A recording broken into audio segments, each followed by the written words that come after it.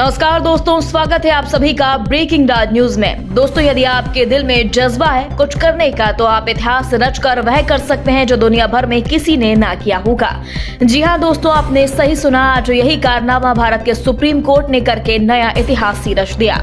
हम बात कर रहे हैं भारत के सबसे बड़े न्याय के मंदिर यानी सुप्रीम कोर्ट की।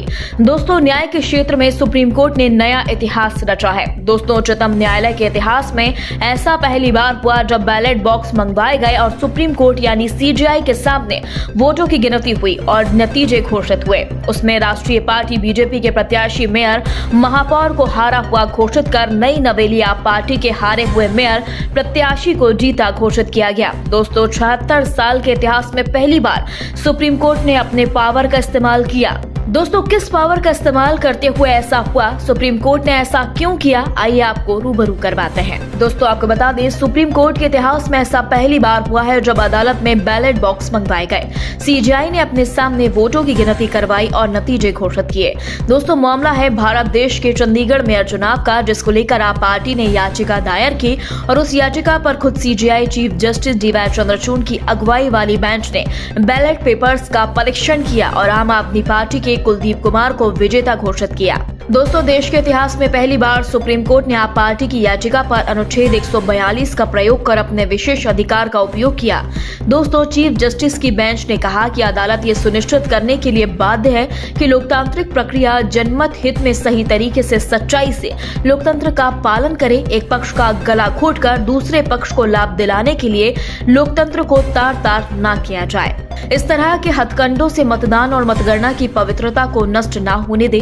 दोस्तों, यही नहीं, सीजेआई ने कहा कि अदालत की जिम्मेदारी बनती है कि कोर्ट लोकतांत्रिक मूल्यों और सिद्धांतों की सुरक्षा करे और उसे बहाल करे। दोस्तों, कोर्ट ने चंडीगढ़ मेयर चुनाव के 30 जनवरी के नतीजों को पलटते हुए संविधान में दिए गए आर्टिकल 142 के अधिकारों का इस्तेमाल करते हुए मोदी शाह सरकार की बीजेपी को कटघरे में खड़ा किया, क्योंकि सीजेआई बीजेपी और उसके द्वारा चुने हुए महापौर को अवैध करार दे चुके हैं, क्योंकि फर्जीवाड़े के सबूत चीख चीख कर बता रहे थे।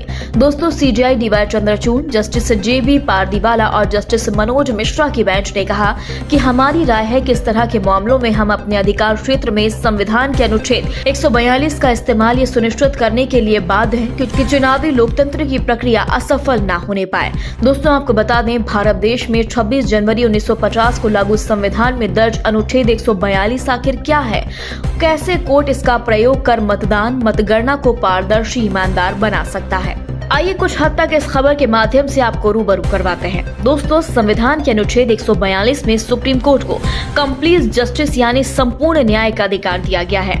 दोस्तों, अनुच्छेद 142 यानी आर्टिकल 142 ऑफ इंडियन कॉन्स्टिट्यूशन में कहा गया कि ऐसे वाद जिसमें कभी कभी कानूनी तौर पर कोई हल ना दिखाई देता हो या कोई और रास्ता इख्तियार नहीं किया जा सकता, उसमें सुप्रीम कोर्ट विवाद को हल करने या निपटारे के लिए अपने अधिकार क्षेत्र में उचित निर्णय ले सकती है। दोस्तों, सुप्रीम कोर्ट में दर्ज इस अधिकार को लेकर सुप्रीम कोर्ट एवं न्याय प्रणाली से जुड़े सूत्रों के हवाले से बातचीत करते हुए बताया गया कि भारतीय संविधान के आर्टिकल 142 में सुप्रीम कोर्ट को कंप्लीट जस्टिस का अधिकार दिया गया है।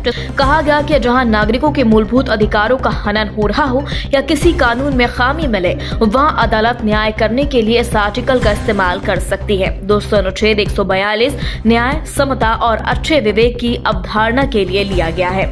इसे किसी विविध कानून के अभाव में भारत में ब्रिटिश अदालतों के द्वारा लागू किया गया था। ये 1935 के भारत सरकार अधिनियम के तहत संघीय न्यायालय को प्रदत्त समान शक्तियों से भी प्रेरित है। इसे 27 मई 1949 को संविधान सभा के द्वारा अपनाया गया था। दोस्तों, इस पूरी खबर पर आपकी क्या राय है, कमेंट बॉक्स में हमें जल्दी बताएं। यदि आपने अभी तक हमारे चैनल को सब्सक्राइब नहीं किया तो प्लीज बेल आइकन दबाकर अभी हमारे चैनल को सब्सक्राइब करें। खबर अच्छी लगने पर लाइक शेयर करना आप बिल्कुल ना भूलें। अगली ताजा खबर के साथ हम जल्दी आपके बीच हाजिर होंगे। तब तक के लिए नमस्कार, जय हिंद।